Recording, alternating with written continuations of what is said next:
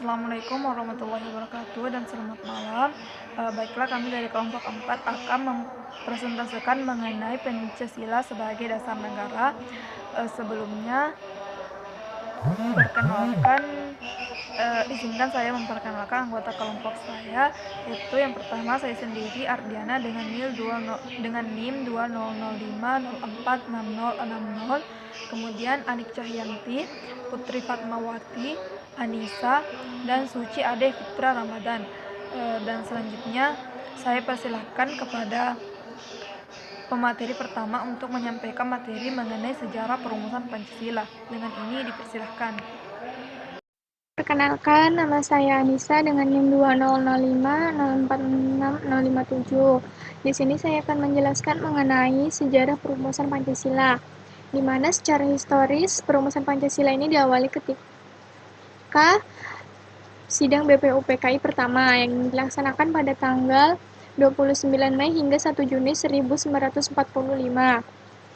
Di mana saat itu Dr. Rajimanwa Dioningrat mengajukan suatu masalah pembahasan tentang rumusan dasar negara Indonesia yang akan dibentuk. Sidang tersebut dihadiri oleh 3 orang pembicara. Yang pertama, Mr. Muhammad Yamin, Dr. Supomo, dan yang terakhir Insinyur Soekarno. Sidang BPUPKI ini dilaksanakan selama 4 hari, dibuka pada tanggal 28 Mei 1945, dan pembahasan dimulai keesokan harinya, 29 Mei 1945, dengan tema dasar negara. Dalam sidang ini, 3 tokoh yang berturut-turut tampil untuk menyampaikan usulannya. Pertama, Mr. Muhammad Yamin, pada tanggal 29 Mei 1945. Pada kesempatan ini, Mr. Muhammad Yamin mendapatkan kesempatan pertama untuk menyampaikan pemikirannya tentang dasar negara Indonesia di hadapan para peserta BPUPKI dan badan penyidik.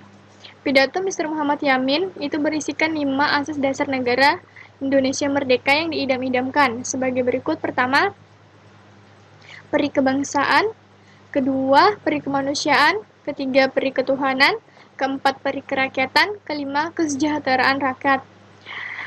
Selain itu, setelah berpidato, beliau juga menyampaikan usulan tertulis mengenai rancangan Undang-Undang Dasar Republik Indonesia. Di dalam pembukaan dari rancangan undang-undang tersebut, tercantum rumusan 5 asas dasar negara, yang rumusannya yaitu: yang pertama, ketuhanan yang Maha Esa; yang kedua, kebangsaan persatuan Indonesia; yang ketiga, rasa kemanusiaan yang adil dan beradab; yang keempat, kerakyatan yang dipimpin oleh hikmat dalam permusyawaratan perwakilan; dan yang terakhir, keadilan sosial bagi seluruh rakyat Indonesia. Selanjutnya, Profesor Dr. Supomo tanggal 31 Mei 1945 menyampaikan pendapatnya. Yang pertama, teori negara perseorangan atau individualis; yang kedua, paham negara kelas atau kelas teori atau teori golongan; yang ketiga, paham negara integralistik. Selanjutnya, Insinyur Soekarno pada tanggal 1 Juni 1945. Pada tanggal 1 Juni ini, Insinyur Soekarno menyampaikan pidatonya di hadapan badan penyelidik. Dalam pidato tersebut, Soekarno secara lisan mengusulkan 5 asas dasar negara Indonesia yang akan dibentuknya, yang rumusannya yaitu sebagai berikut. Pertama, kebangsaan atau nasionalisme; yang kedua, kemanusiaan atau internasionalisme; selanjutnya, ketiga, musyawarah mufakat atau demokrasi; keempat, kesejahteraan rakyat; kelima, ketuhanan yang berkebudayaan. Selanjutnya, beliau juga mengusulkan bahwa di antara 5 sila tersebut yang telah disampaikan dapat diperas lagi menjadi trisila, yang rumusannya yaitu sebagai berikut. Pertama, sosionasionalisme, yaitu nasionalisme dan internasionalisme. Yang kedua, sosiodemokrasi, yaitu demokrasi dengan kesejahteraan rakyat. Yang ketiga, ketuhanan yang Maha Esa. Adapun selain trisila tersebut yang diperas dari 5 sila yang pertama yang dikemukakan oleh Insinyur Soekarno, Masih bisa diperas lagi dari Trisila tersebut menjadi Ekasila, atau satu sila yang intinya adalah gotong royong. Dan pada tahun 1947, pidato bersejarah Insinyur Soekarno tersebut diterbitkan dan dipublikasikan dengan diberi judul Lahirnya Pancasila, sehingga negara menetapkan bahwa tanggal 1 Juni merupakan hari lahirnya Pancasila. Selanjutnya, BPUPKI membentuk panitia kecil untuk merumuskan dan menyusun Undang-Undang Dasar Negara dengan berpedoman pada Insinyur Soekarno tersebut. Kemudian dibentuklah Panitia 9. Rumusan Pancasila hasil penggalian dari Insinyur Soekarno disahkan sebagai dasar negara Indonesia merdeka pada sidang PPKI pertama tanggal 18 Agustus 1945. Adapun dalam perumusan Pancasila ini sebagaimana termuat dalam Piagam Jakarta yang pertama, isinya mengenai ketuhanan dengan kewajiban menjalankan syariat Islam bagi pemeluk-pemeluknya. Yang kedua, kemanusiaan yang adil dan beradab. Ketiga, persatuan Indonesia. Keempat, kerakyatan yang dipimpin oleh hikmat kebijaksanaan dalam permusyawaratan perwakilan. Dan yang kelima, keadilan negara bagi seluruh rakyat Indonesia. Baik, perkenalkan nama saya Putri Fatmawati, NIM saya 20050464058. Saya di sini ingin menjelaskan tentang Pancasila sebagai dasar negara. Yang pertama adalah pengertian negara dan dasar negara. Negara merupakan sesuatu yang hidup, tumbuh, mekar, dan dapat mati atau lenyap. Maka, pengertian dasar negara meliputi arti basis atau fundament, tujuan yang menentukan arti negara, pedoman yang menentukan dan mencapai tujuan negara. Arti dari dasar negara merupakan suatu norma dasar dalam penyelenggaraan bernegara yang menjadi sumber dari segala sumber hukum sekaligus sebagai cita hukum, baik tertulis maupun tidak tertulis dalam suatu negara. Yang kedua adalah makna Pancasila sebagai dasar negara. Pancasila sebagai dasar negara berarti setiap sendi-sendi ketatanegaraan pada negara Republik Indonesia harus berlandaskan pada nilai-nilai Pancasila, di mana artinya Pancasila harus senantiasa menjadi ruh atau power yang menjiwai kegiatan dalam membentuk negara. Konsep Pancasila sebagai dasar negara dianjurkan oleh Insinyur Soekarno dalam pidatonya pada hari terakhir sidang pertama BPUPKI pada tanggal 1 Juni 1945 yang isinya untuk menjadikan Pancasila sebagai dasar negara falsafah negara bagi negara Indonesia merdeka. Usulan tersebut ternyata dapat diterima oleh seluruh anggota sidang. Pada saat usulan tersebut diterima, sejak saat itu Pancasila sebagai dasar negara mempunyai kedudukan. Selanjutnya,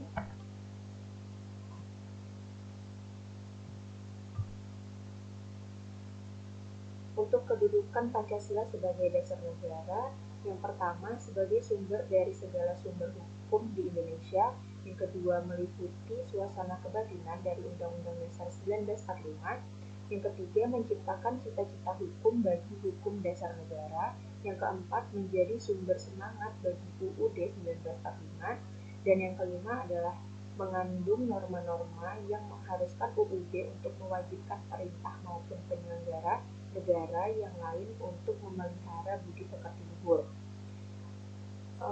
Pancasila juga merupakan ideologi terbuka, yang artinya yang dikandung oleh sila-sila Pancasila hanyalah terbatas pada nilai-nilai dasar dan prinsip-prinsip dasar dalam kehidupan bermasyarakat, berbangsa, dan bernegara.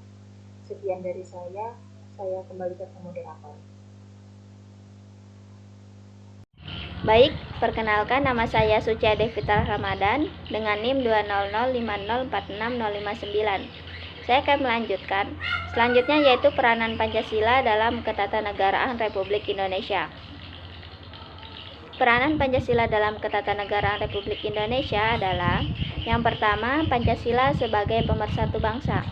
Pancasila sebagai pemersatu bangsa yaitu dengan menyatukan banyak perbedaan-perbedaan yang ada di antara masyarakat.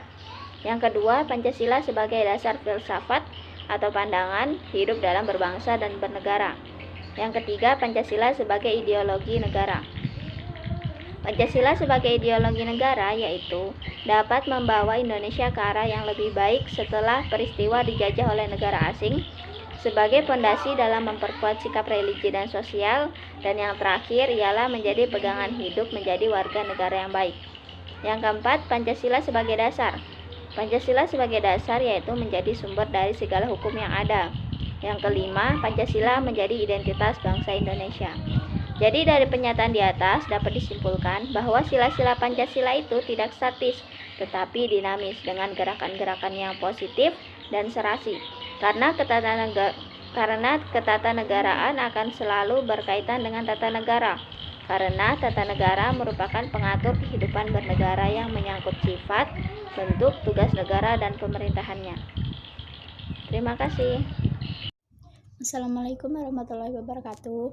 Nama saya Ani Cahyanti dengan NIM 2005046061. Di sini saya akan melanjutkan presentasi mengenai penjabaran Pancasila dalam batang tubuh Undang-Undang Negara Republik Indonesia tahun 1945.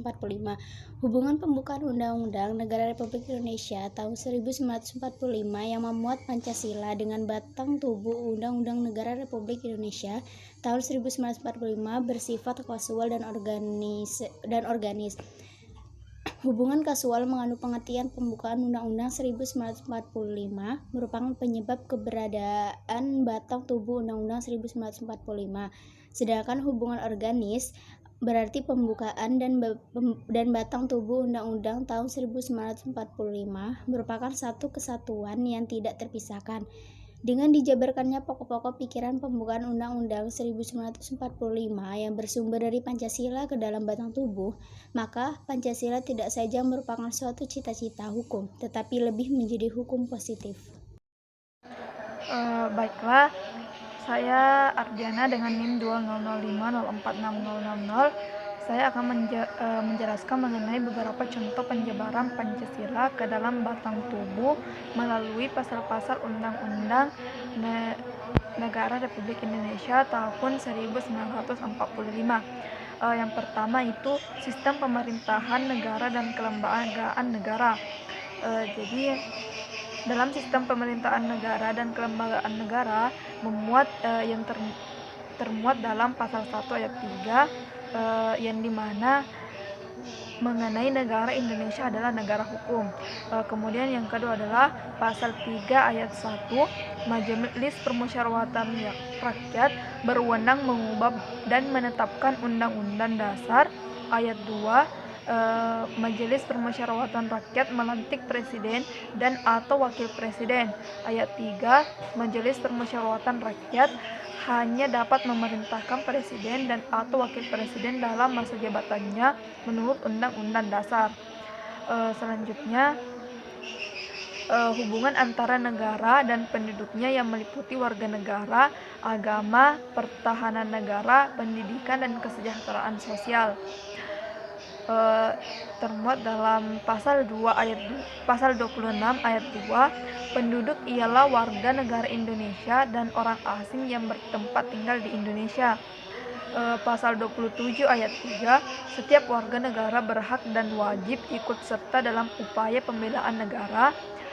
Pasal 29 ayat 2, negara menjamin kemerdekaan tiap-tiap penduduk untuk memeluk agamanya masing-masing dan untuk beribadat menurut agamanya dan kepercayaannya itu.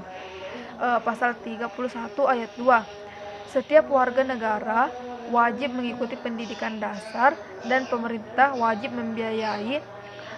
Kemudian ayat 3, pemerintah mengusahakan dan menyelenggarakan satu sistem pendidikan nasional yang meningkatkan keimanan dan ketakwaan serta akhlak mulia dalam rangka mencerdaskan kehidupan bangsa yang diatur dengan undang-undang.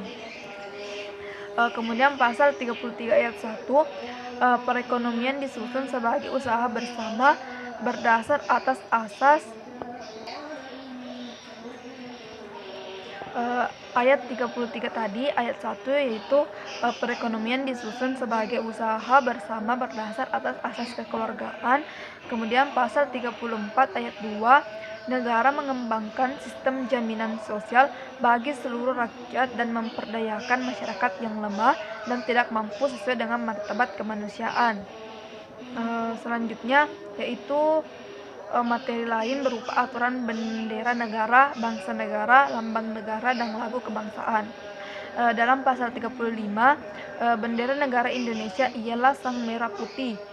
Pasal 36, bahasa negara ialah bahasa Indonesia. Pasal 36A, lambang negara ialah Garuda Pancasila dengan semboyan Bhinneka Tunggal Ika. Pasal 36B, lagu kebangsaan adalah Indonesia Raya.